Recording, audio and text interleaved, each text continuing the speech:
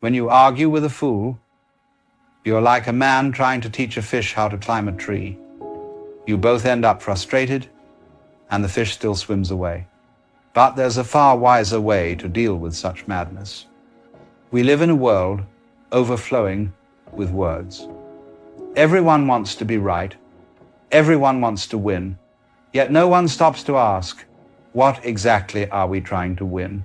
For if you win an argument but lose your peace, you've gained nothing of real value. The fool, the true fool, is not simply someone ignorant or uninformed. No, ignorance is innocent. The fool is the one who believes he already knows. He clings to his beliefs like a drowning man clutching a piece of driftwood. And when you try to take it away, he'll fight you, not because he's evil, but because that piece of wood is his identity. So when you argue with him, you're not fighting over facts. You're fighting over his sense of self. And that, my friends, is a battle no one can win. Think of it this way. If you pour water into a cup that is already full, what happens? It spills over. No matter how pure the water, the cup cannot receive it. The mind of the fool is just like that, full, closed, and noisy. When you speak truth into such a mind, the truth simply spills out. So what should one do? How do we deal with the fool without becoming foolish ourselves? The secret lies not in confrontation, but in understanding. The wise man listens, observes, and sees through the madness, but he does not step into it. You see, arguing with a fool is like dancing with a storm. You may start with balance and intention, but soon the wind takes over. You begin to shout, defend, justify, and slowly you become swept into the same chaos you hope to avoid. This is why the sages of old, Lao Tzu, the Buddha, the mystics, always taught silence as the highest reply. Silence does not mean agreement. It means transcendence.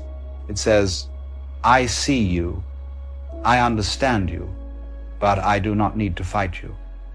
Silence is not weakness, it is mastery. But silence alone is not enough. One must also know how to direct energy. When a fool attacks you with words, with mockery, with misunderstanding, it is tempting to strike back, to correct him, to prove your intelligence. But that is precisely how the fool traps you. He drags you into his level of vibration. And once you're there, you can't win because he has home advantage. He lives in that chaos. He feeds on reaction. The wise man, however, shifts the entire game. He does not react, he responds. And his response is often not words, but action. For example, if a fool calls you weak, you don't argue that you're strong. You simply live with quiet strength. If he mocks your peace, you do not preach about calmness. You remain calm. In this way, you mirror wisdom, not noise. The fool then finds nothing to hold on to, because you have denied him the conflict he feeds on. And it's beautiful, really, because when you refuse to argue, you are no longer in the same play. You've stepped off the stage entirely, and the fool is left speaking to the empty air. The fool is not always out there.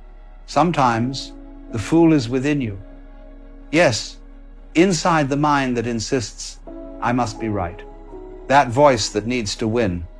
That ego that burns when others misunderstand you. That, too, is a fool.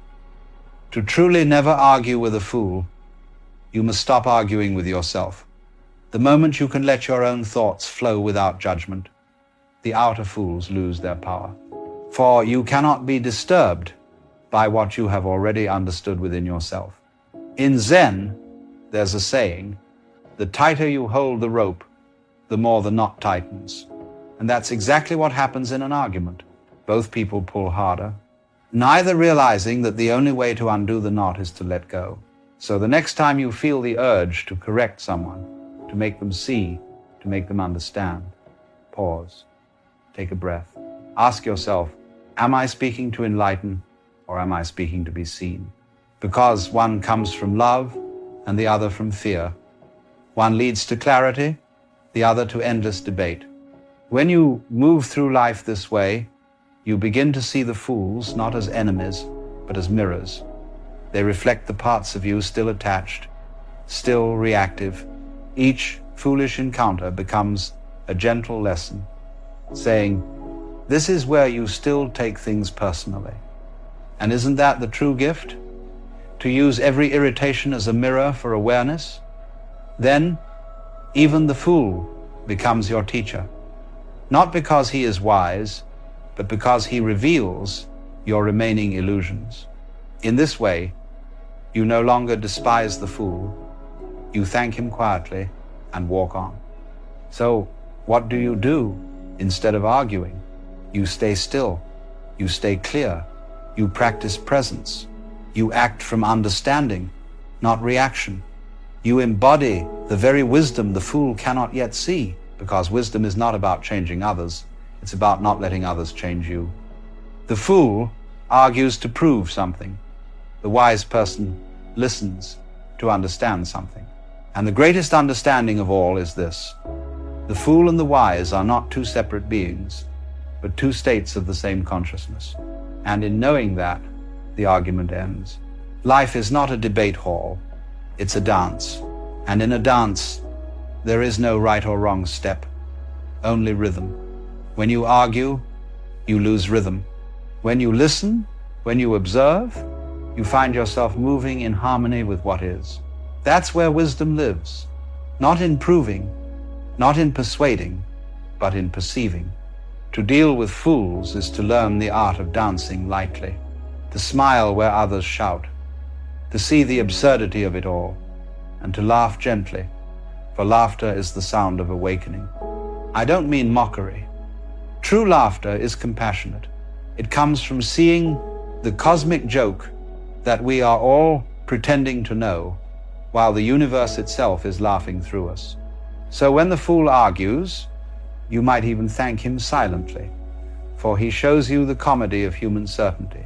And perhaps that's what makes the wise man so calm. He's seen through the play.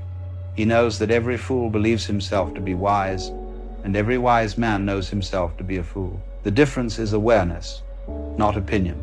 Fools often become louder. They sense the absence of your energy, and it unsettles them. They demand a response. They crave the heat of your attention. Do not give it to them, because attention is power, and you decide where to place it. Instead of feeding their chaos, feed your stillness.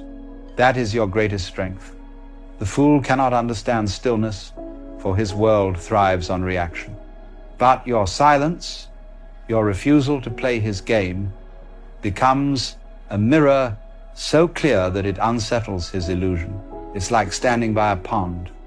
Throw a stone, and the ripples disturb the reflection. But let the water rest, and soon it reflects everything perfectly. The trees, the sky, even the clouds drifting above. So too with your mind. When you stop throwing stones of argument and defense, your mind becomes still enough to reflect truth itself. And in that stillness, understanding blooms naturally. You no longer need to convince anyone. For truth, like light, does not argue with the dark. It simply shines, and by its very presence, reveals. People often ask me, Alan, but what if the fool is harming others?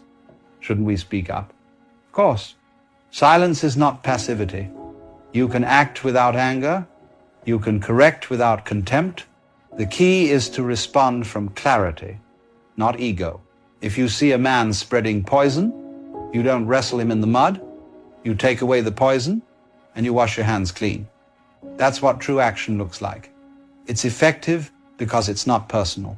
It's simply the natural movement of awareness, precise, compassionate, and free of the need to win. They say, Alan, how do we deal with people who refuse to understand? The politicians, the parents, the skeptics. And I always tell them, Stop trying to make people understand. Instead, be the understanding.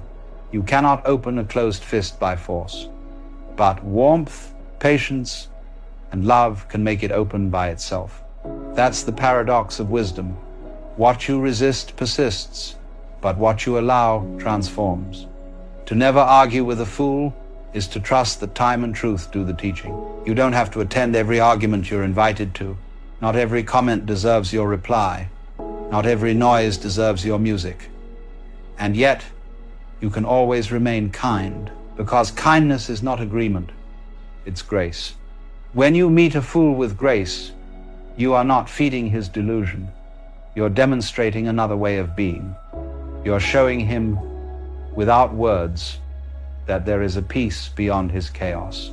Sometimes, that silent example plants a seed far deeper than any argument could ever reach. The world does not need more clever talkers. It needs silent watchers. It needs people who can stand in the storm and not lose their center. Because the more you argue, the more you become entangled in the world's drama, and the world loves to pull you in. But when you learn to stand still, truly still, you become like a mountain. The winds howl, but they cannot move you. The rain falls, but it only nourishes your roots. The fool comes and goes, and yet your peace remains untouched. Sometimes, the wisest response to a fool is simply to agree, not because he's right, but because you have no interest in proving him wrong. You nod, you smile, and you let him have the last word. And in that small act, you win the only game that matters, the game of inner freedom.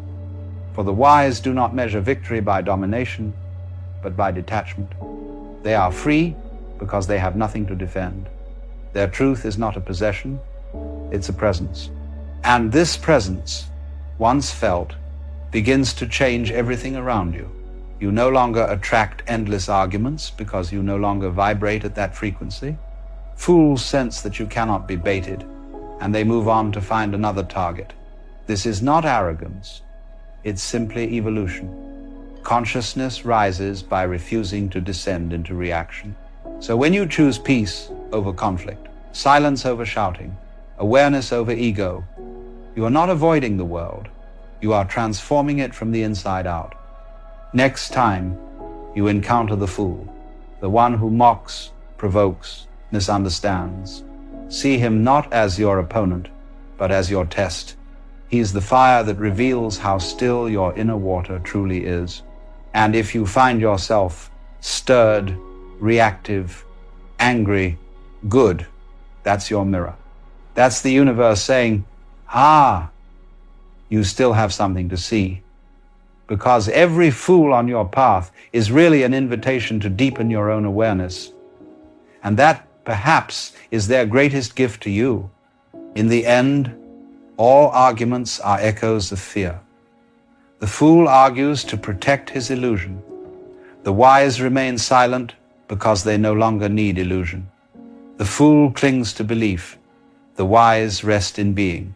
So the next time you feel drawn into a quarrel, remember, the urge to argue is simply the ego begging for attention. Smile at it. Breathe. Let it pass. For the truth needs no defender. It stands timeless, untouched by noise. It does not shout because it has already won.